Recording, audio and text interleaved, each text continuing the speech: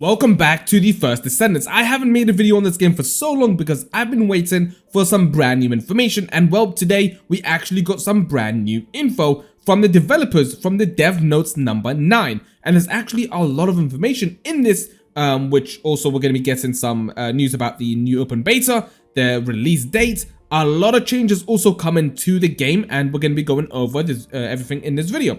So let's go ahead and start off first with the release date and the open data date. So in terms of the release date, nothing has been confirmed 100%, but we did get confirmation about it being released in summer 2024, which is basically within the time frame of about 3 months. Within 3 months, we're going to be getting the full game release. Now, in terms of the open beta, they said there's going to be an open beta very, very soon, which probably is going to be within the next probably this month.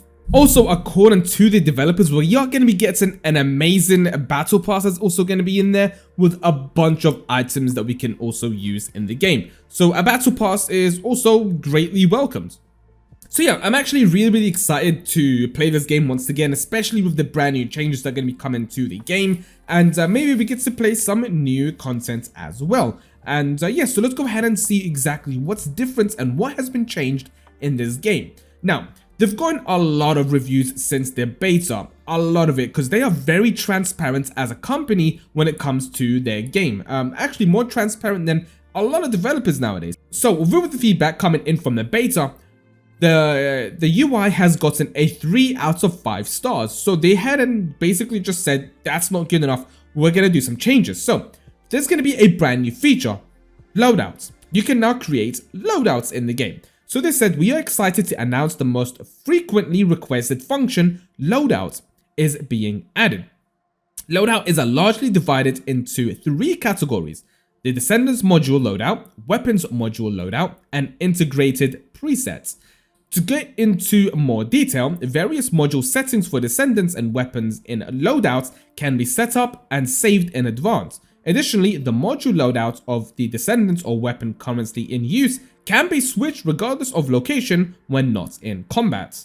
And also, the presets can only be set up in Albion or at a field camp, so make sure you do remember that. So yeah, that's actually amazing that we've gotten loadouts. A lot of companies don't actually do that, which is very stupid. I think every game that does have like a loot system should definitely have a loadout preset, because you're going to be switching different loadouts depending on the different type of mission and the type of different planet that you're going to be on, because different enemies require different weapons and armors, and your different characters require different weapons and sets as well. So yeah, loadouts is definitely a great addition to the game.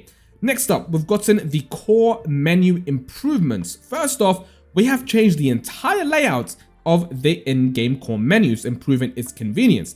As the number of new features has increased, the existing top menu has been divided into inventory-centered and map-centered menus for improved accessibility.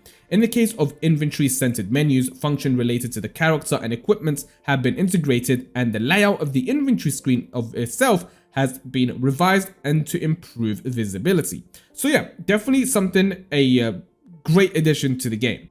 So yeah, basically just the layout and the menu has been changed to look a lot better.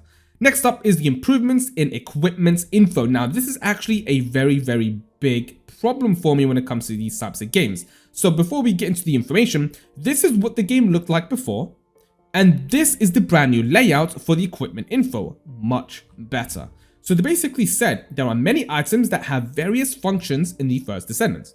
Therefore, a clear delivery of information is the utmost importance. However, for some equipment, information about their performance was not very intuitive, and a central example of that would be the reactors, just like I showed you. There is too much info and just way too much to read, and it can get very confusing.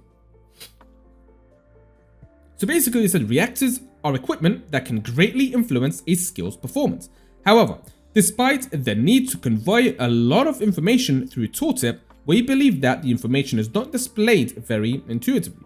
Therefore, we have improved the tooltip and display information in the following segments: 1 and 2, compatibility with the current Descendants, and 3, detailed changes in power for each skill. Also, when comparing reactors, the changes in power for each skill will be indicated. helping players to choose the right reactor for them. So it's been changed to make it a lot more simple and a lot easier to follow. Another change they did was the improvements to central reward info.